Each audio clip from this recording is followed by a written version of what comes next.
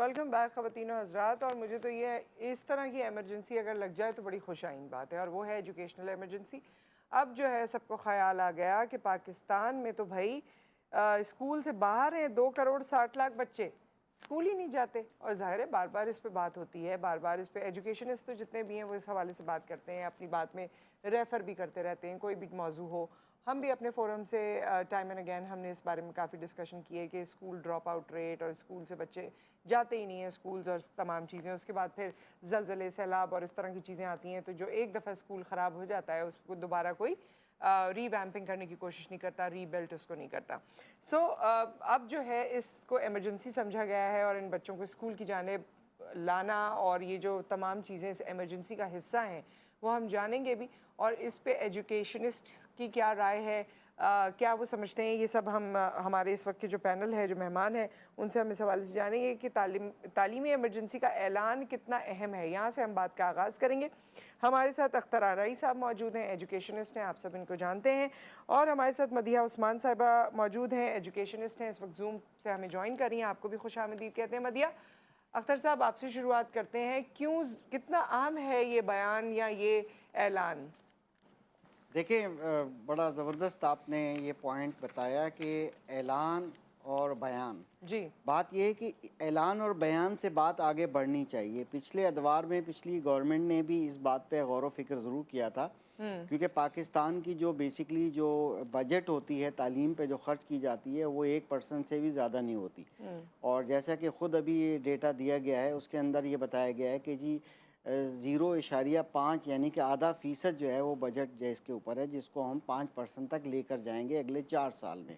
अभी पीएम साहब ने ख़ुद ये फरमाया, और शुक्र अल्हम्दुलिल्लाह कि चलो ये एहसास तो हुआ कम अज़ कम इस गवर्नमेंट को कि तालीमी एमरजेंसी नाफिज होना बहुत ज़रूरी है। पढ़ा लिखा पाकिस्तान होना ज़रूरी है, बल्कि हुनरमंद पाकिस्तान होना ज़्यादा ज़रूरी है मेरे सही। हिसाब से। सही। क्योंकि पढ़ा लिखा पाकिस्तान, पढ़े लिखे को तो ख़वानदगी का तरीक़ेकार जो पैरामीटर है वो ऐसा है कि जो अखबार पढ़ ले और जो साइन कर ले, उसको जो है ख़वानदगी के कैलकुलेशन में शामिल कर लिया जाता है। उसके बावजूद भी नाख़वानदगी कितनी ज़्यादा है यहाँ पर। अभी इस तरह formal education, non formal education के डिफरेंट मेथड्स डिस्कस हुए हैं। और सबसे बड़ी बात है कि कभी भी ये 2.5 करोड़ का तो हम हमेशा कहते रहे, जी। हमेशा all Pakistan private school federation इस बात को कहती रही कि आउट ऑफ स्कूल्स का बच्चों का बंदोबस्त कीजिए, खुदारा उनको तालीम दीजिए। और मैं जी। इसमें एक नई बात भी बताना चाहूँगा कि इस वक्त पोलियो के पॉइंट ऑफ व्यू से जो डेटा सामने आता है कि 5 साल से कम उम्र के जो बच्चे हैं वो भी पाकिस्तान में 2.5 करोड़ के लगभग है। तो हैरत ये है कि जिस रेशो से ये नाख़वानदगी का मामला चल रहा है, तो उस हिसाब से तो 1 करोड़ बच्चा और ऐड ऑन हो जाएगा आगे जाके इसके अंदर। और क्या होगा, तो अभी जो है फॉर्मल एजुकेशन के साथ नॉन फॉर्मल तरीक़ों से एलिमेंट्री प्रोग्राम्स सही। में कि जो बच्चे थोड़ी बड़ी एज के हो जाते हैं, उनको जैसे तालीम बालगा होती थी, इस टाइप का कोई तरीक़ेकार अख्तियार किया जाए। मैं ये समझता हूँ कि हमने ऐसे ऐसे तजावीज़ दी हैं कि आप टैक्स फ्री कर दीजिए। आप देखें कंस्ट्रक्शन में पिछली हुकूमत लेकर आई थी ना एक स्कीम कि आप इसमें इन्वेस्ट कीजिए, तो देखिए कैसे कंस्ट्रक्शन इंडस्ट्री जो है बूम हुई जी थी। बिल्कुल इसी बिल्कुल। तरह से आप इसमें तो यकीन करें, टीचर्स की शॉर्टेज हो गई है, अच्छा। क्योंकि टीचर्स का एहतराम नहीं है, इज़्ज़त नहीं है, ट्रेन टीचर्स दस्तयाब नहीं है। तो हमें मोटिवेशन चाहिए ताकि हर पढ़ी लिखी लड़की जो है या पढ़ा लिखा शख्स जो है वो उस्ताद बनना चाहे, टीचर बनना चाहे, अपने पाकिस्तान के इन नौनिहाल बच्चों को पढ़ाना चाहे। अच्छा, ये बड़ी इंटरेस्टिंग बात है, क्योंकि पिछले दिनों एक बच्ची ने यही कहा कि बैरून ममालिक में ना जिसका पैशन होता है वो टीचर बनता है। हमारे मुल्क में अगर आप फारिग हैं तो आप टीचर बन जाते हैं, या आप मजबूर हैं तब भी आप टीचर बन जाते हैं। सो मदिया हमारे साथ मौजूद है। मदिया, ये बताइए कि ये जो ऐलान हुआ है ये कितना डूएबल है, क्योंकि ऐलान होना तो बड़ी खुशाइन बात है, लेकिन इसको इम्प्लीमेंट करना इज़ येट अनदर चैलेंज। तो ये कितना पॉसिबल है, कैसे पॉसिबल होगा, आपकी क्या राय है इस हवाले से? आई सोलली एग्री जो आप कह रहे हैं कि इतना नंबर ऑफ स्टूडेंट्स है जो कि बाहर है और हम उनको अभी तक स्कूल्स में ला ही नहीं सके।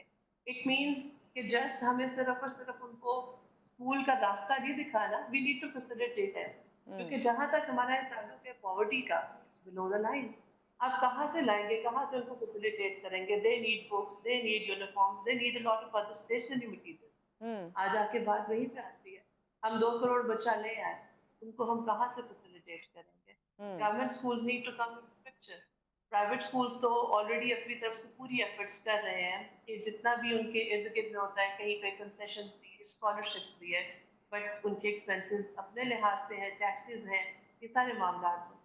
तो अगर उन बच्चों को हम स्कूल तक ले आएंगे तो मेरे ख्याल से फिर स्कूल्स जो है वो तो अपनी पूरी हिम्मत और जुर्रत दिखा दें। तो स्कूल्स तक लाना भी तो एक चैलेंज है ना देन, क्योंकि इस स्कूल तो चैलेंज को ओवरकम हाँ, करना। तो ये चैलेंज कैसे ओवरकम होगा, स्कूल्स तक कैसे लेकर आएंगे? मैं आप दोनों से, आप ही पहले बताइए, फिर मैं अख्तर साहब से भी पूछती हूँ, स्कूल तक कैसे लाया जाएगा बच्चों को आपके ख्याल में? आई थिंक इसके लिए आउटरीच प्रोग्राम्स बनाने पड़ेंगे, कुछ टीम्स तश्कील देनी पड़ेगी।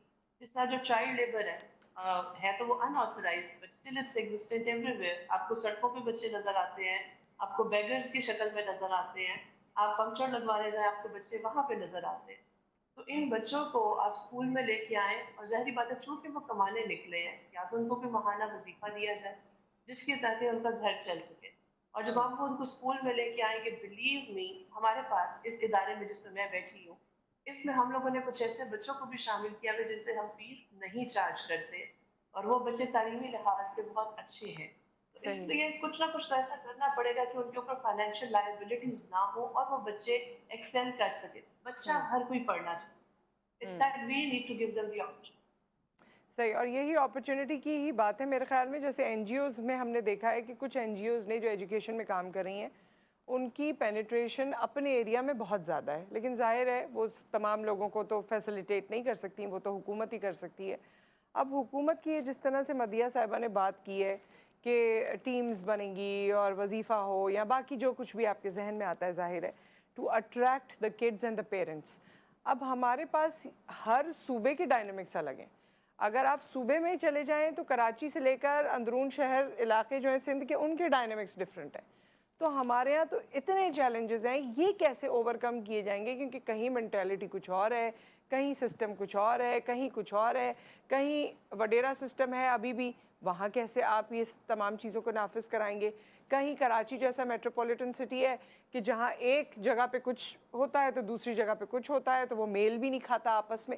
सो ये ज़ाहिर है पाकिस्तान में बड़ी सारी टेक्निकल चैलेंजेस मौजूद हैं। तो ये कैसे आप समझते हैं कि इसको हुकूमत को ओवरकम करना चाहिए? देखिए, इमरजेंसी नाफिज करना एक बहुत ज़बरदस्त आइडिया है, मगर इसके ज़ीली तरीक़ेकार पे डिपेंड करेगा कि वो गवर्नमेंट के तरीक़ेकार क्या हैं, वो किस तरह से करेगी। और बड़ी बात यह है कि जब तक पब्लिक और प्राइवेट पार्टनरशिप नहीं होगी, जैसे कि all Pakistan private school federation पहले भी कई बार ऑफर कर चुकी है, बहुत से हम प्रपोजल दे चुके हैं, तब तक नहीं हो सकता। ये याद रखिएगा, जो गवर्नमेंट कर सकती है वो नॉन गवर्नमेंट इदारे नहीं कर सकते। नॉन गवर्नमेंट इदारे एनजीओज़ को कहते हैं। एनजीओज़ अपना किरदार अदा करती हैं, एफर्ट करती है। एक इंडिविजुअली सीएसआर होती है, यानी कॉर्पोरेट सोशल रिस्पॉन्सिबिलिटी, या इंडिविजुअल सोशल रिस्पॉन्सिबिलिटीज़ भी होती है। हम लोग भी आफ्टरनून स्कूल प्रोग्राम के अंदर हम ऐसे बच्चों को पढ़ा रहे होते हैं जो 10% से ज़्यादा हैं, क्योंकि प्राइवेट सेक्टर के लॉ के मुताबिक जो है 10% स्कॉलरशिप हमें नीडी, ग्रीडी और स्पेशली यानी उन चिल्ड्रन को जो वाकई ज़हीन है उनको हम स्कॉलरशिप देते हैं। हाल ही में सिंध गवर्नमेंट इस पर काफ़ी प्रेशराइज भी कर रही है, हम उस पर काम कर रहे हैं। मगर बात यह है कि जो आपने सूबों की बात की, कराची की बात की कि एक कोने में कुछ है, दूसरे में कुछ है, और बिल्कुल ऐसे मैं अभी चाहूँगा कि ये 2.5 करोड़ या 260 की बात हमेशा सुनते रहते हैं। मैं डेटा देना चाहता हूँ कि सूबा पंजाब के अंदर 1 करोड़ 11 लाख बच्चा आउट ऑफ स्कूल है, सूबा पंजाब में सिर्फ। अच्छा, सिर्फ उधर ही जी, 1 करोड़ ये फैक्ट एंड फिगर मैं आपको ऑन एयर दे रहा हूँ। फिर उसके बाद अगर सिंध की बात करें तो 76 लाख बच्चा आउट ऑफ स्कूल है। अगर हम इसी तरह से हम बात करते हैं केपीके के तो 36 लाख यानी कि 36 लाख बच्चा आउट ऑफ स्कूल है। 31 लाख बलूचिस्तान में आउट ऑफ स्कूल है, तब जाके ये 2 करोड़ 60 लाख 62 बनते हैं।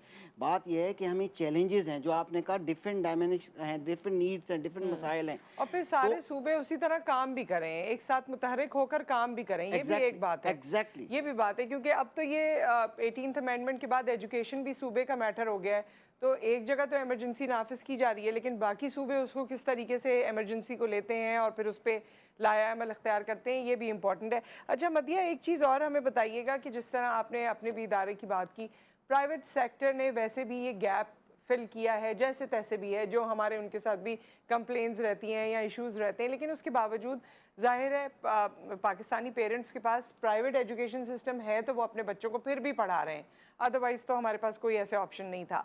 सो प्राइवेट स्कूल या प्राइवेट जो एजुकेशन सिस्टम है वो कैसे इस 2 करोड़ या 2.5 करोड़ जो बच्चे बताए जा रहे हैं स्कूलों से बाहर हैं, इसमें अपना पार्ट कैसे प्ले कर सकता है? क्या आप किसी तरह या आप समझती हैं कि प्राइवेट एजुकेशन सिस्टम जो है वो इसमें इस नंबर को कम करने में कुछ अपना रोल अदा कर सकता है? बिल्कुल, क्यों नहीं कर सकता। बट अगेन वही बात कि ये होलिस्टिक चलेगा। कुछ इदारे वॉलंटियर भी करते हैं इस मामले जी। में, अडॉप्ट कर लेते हैं किसी स्कूल को और उसको बेहतर करने की कोशिश करते हैं। अब पता है क्या, जैसे अख्तर साहब ने कहा कि हमारे पास बहुत सारा बच्चा जो पंजाब में है, बहुत सारा सिंध में है, केपीके में है और मुख्तलिफ जगहों पर है। ये सारा बच्चा ma'am let's suppose Nusrat schools में आ भी गया, what is the way forward? Hmm. वो पेरेंट जो ये कहता है ना कि मेरा बच्चा तो देखे जी वो भी पंक्चर लगा लेता है तो दिहाड़ी इतनी लगा लेता है, वो आगे जाके 10 साल की एजुकेशन लेके वो तो एक अनस्किल्ड वर्कर। जी। मैट्रिकुलेशन आपने कर लिया, आपने कोई और डिग्री इक्विवेलेंट टू दैट ले ली, आप अभी तक स्किल्ड नहीं है। आपने अपनी स्किल डेवलप करने के लिए मजीद चंद साल लगाने। No right. डाउट आप स्कॉलरशिप्स पे बच्चों को अकोमोडेट तो कर लेंगे, but where are they going to fall? देखिए फिर अगेन बात वही है कि पैसा इतना नहीं है कि या तो फिर इसको आप स्कूल से आगे तक कॉलेजेस तक लेके जाएं, आप पाबंद करें प्राइवेट इदारों को, गवर्नमेंट इदारों को और ऐसी तमाम इंस्टीट्यूट्स को जो कि बच्चों को अकोमोडेट करें। और जब इमरजेंसी का नफाज है तो अगर ये सिर्फ 4 साल तक रहा तो फिर 4 साल की ही एजुकेशन मिलेगी। बिल्कुल। तो ये ठीक है। लेट्स सी, आप इनकलकेट तो कर लेंगे, आप अकोमोडेट तो कर लेंगे, but where are they going to go ahead? हाँ, दैट इज बिल्कुल द सही, क्वेश्चन। बिल्कुल सही। और 4 साल आपके पास तो 1 साल की प्लानिंग इस वक्त हमें नज़र नहीं आ रही, वैसे हो सकता है कि हो, लेकिन 4 साल और फिर उसमें कंटिन्यूटी रहना और जिस तरह का पॉलिटिकल सिस्टम और अनसर्टेनिटीज़ हमारे पास प्रिवेल करती हैं उसमें अपनी बात पर उसी तरह तमाम सूबों का रहना, ये बहुत सारे क्वेश्चन मार्क्स हैं। इस बात को मज़ीद आगे बढ़ाएंगे, डिस्कशन अभी जारी है। एक ब्रेक आ गया, ब्रेक के बाद हाजिर होते हैं।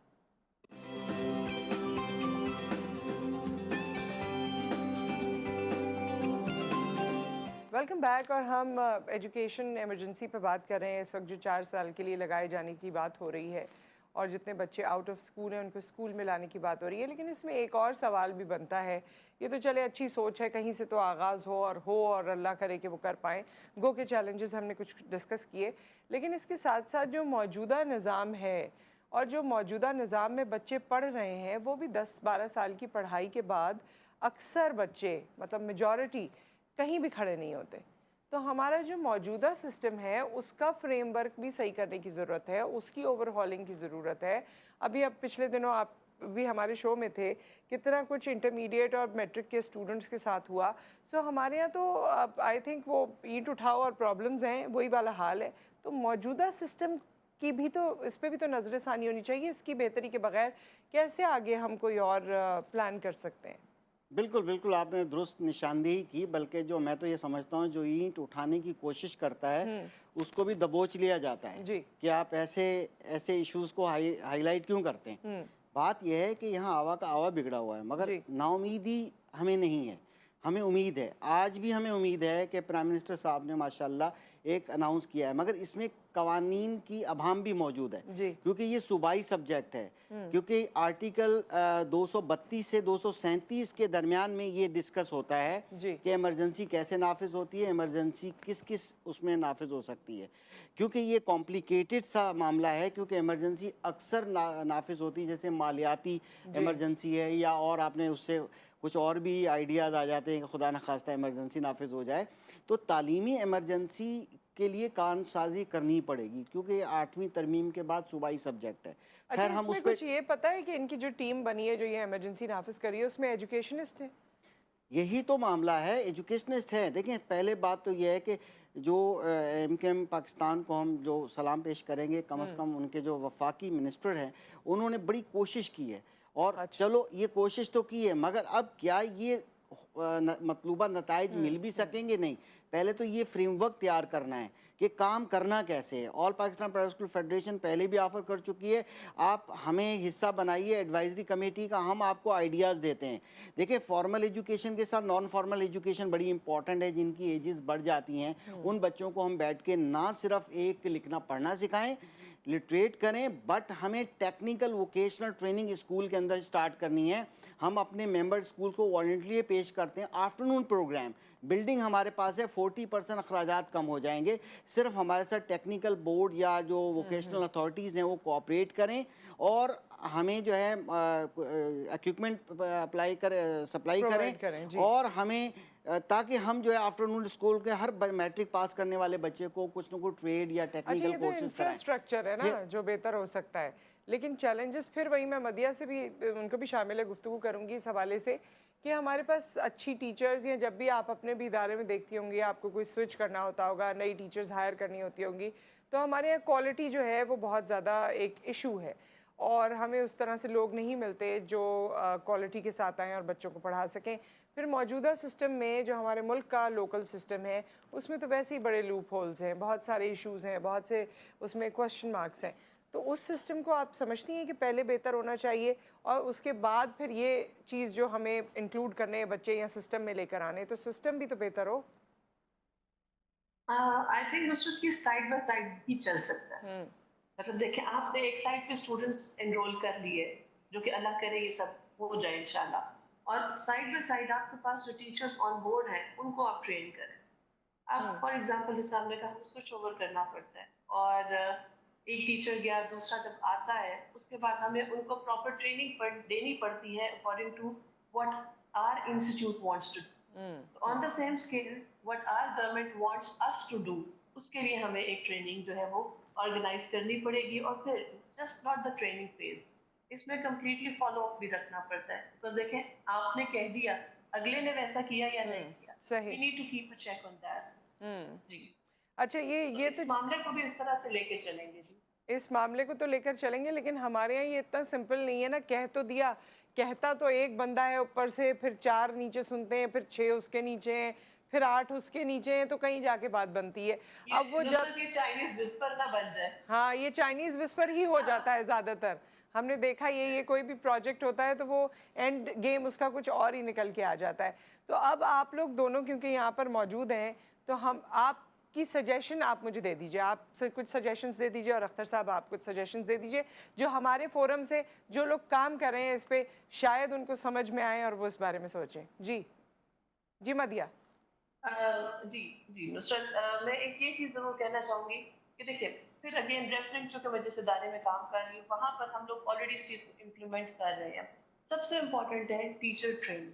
हाँ जी। जब तक टीचर को पता नहीं होगा कि उसने क्लास में जाना है, उसका बच्चा किस तरह का है, उसने बिलो एवरेज स्टूडेंट को भी टीच करना है, कुछ बहुत ज़हीन भी होंगे, अबव एवरेज भी होंगे, उनको भी टीच करना है, और बिल्कुल एक एवरेज माइंडेड बच्चा जो है उसको भी टीच करना है। अगेन साथ ही उनके जो पिछले बैकग्राउंड्स हैं, आप इंक्लूसिव एजुकेशन की इस टाइम बात कर रहे हैं ना, आप कह रहे हैं कि अगर फॉर एग्जांपल प्राइवेट इदारा है उसमें 10 आपकी अपनी एनरोलमेंट्स हैं, तो चले जी 2-3 आपके पास जो फ्री ऑफ कॉस्ट पढ़ने वाले बच्चे हैं वो भी हैं। अब इनके फाइनेंशियल बैकग्राउंड्स भी डिफरेंट होते हैं, तो a teacher needs to know कि मिनिमम रिसोर्सेज में रह के मैं बेस्ट पॉसिबल एजुकेशन कैसे दे सकता हूँ। मेजॉरिटी हमारे पास फीमेल्स होती हैं, मेल्स हज़ार काफ़ी कम इस शोबे में आते हैं, तो इसलिए मैं ले सकती का लफ्ज़ यूज़ कर रही हूँ। तो जब हम ये ट्रेन कर देंगे कि जी आपने बच्चों को पढ़ाना भी है, आपने उन पे फाइनेंशियल बर्डन भी नहीं डालना, ये बोझ इदारा खुद उठाता है। अगर वर्कशीट्स देनी है, आपने out of the box thinking अगर बच्चे को करवानी है, इन सब चीज़ों के लिए first the teacher has to, secondly yes वो अपने बच्चों को आगे लेके चलेंगे। सही। अख्तर साहब कुछ जी बिल्कुल हमारी ये देखें पहले भी तजावीज़ हैं। हम सबसे पहले ये चाहते हैं कि गवर्नमेंट स्कूल्स तो ऑलरेडी कम हुए हैं, जो पहले 2,07,000 थे अब वो करके बहुत कम हो गए हैं, स्कूल में इजाफा नहीं हो रहा, पॉपुलेशन बढ़ रही है। प्राइवेट सेक्टर के स्कूल्स गो के कोविड में थोड़े से कम हो गए थे उसके बाद, बट अब दोबारा बढ़ रहे हैं। इस वक्त हमें 2 लाख टीचर ट्रेन टीचर चाहिए। गवर्नमेंट को चाहिए कि हमें जो है ना टैक्स फ्री कर दें, कोई भी टैक्स ना, आप देखें KEC का बिल, वापडा का बिल आता है, 5-7 किस्म के तो टैक्सेस लगे हुए उसमें, कमर्शियल ट्रीट किया जाता है। हमें कमर्शियल नहीं, हमें सर्विसेज डिक्लेयर किया जाए प्राइवेट सेक्टर को। और इसके अलावा जो है इन्वेस्टमेंट जो इसमें करे, स्कूल्स ज़्यादा ओपन करे, उसको भी एक 5 साल का टैक्स फ्री करना चाहिए। फिर उसके बाद जितने भी टीचर्स हैं जो टीचिंग छोड़ के जा रहे हैं, उनको मोटिवेट करने के लिए AD यूनिवर्सिटीज़ को जो फीस है वो गवर्नमेंट के ख़जाने से पे हो, ताकि इसमें टीचर ट्रेनिंग ले, जैसे 1 साल का डिप्लोमा होता है AD का, वो जो है ना फंडेड होना चाहिए गवर्नमेंट से, ताकि ट्रेन टीचर्स ज़्यादा से ज़्यादा ग्रो करें।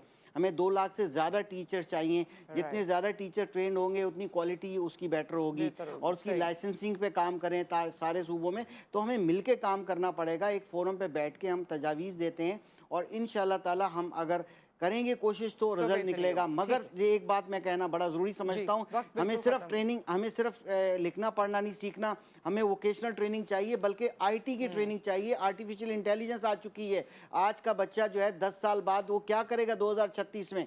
तो प्राइवेट सेक्टर टेक्नोलॉजी लेकर आ गए, रोबोटिक एजुकेशन लेकर आ गए। गवर्नमेंट स्कूलों में आज भी दीवारें काली हैं और काले बोर्ड लगे हैं, और गोस्ट स्कूल हैं, गोस्ट अटेंडेंस है। तो इस तरह से गोस्ट इनरोलमेंट से आप जो है 2 करोड़ 60 लाख बच्चों को जो है स्कूल में इनरोल नहीं कर सकते, और उसका फायदा नहीं होगा। Thank you so much Madiya, and thank you so much Akhtar Anai साहब, आप दोनों हमारे साथ मौजूद रहे। एक ब्रेक यहाँ पर आ गया, ब्रेक के बाद जब वापस आते हैं तो टॉपिक और गेस्ट बिल्कुल मुख्तलिफ होंगे, और हम आपसे क्या शेयर करेंगे और आप हमें क्यों कॉल करेंगे, ये सब हम आपको बताएंगे आफ्टर द ब्रेक।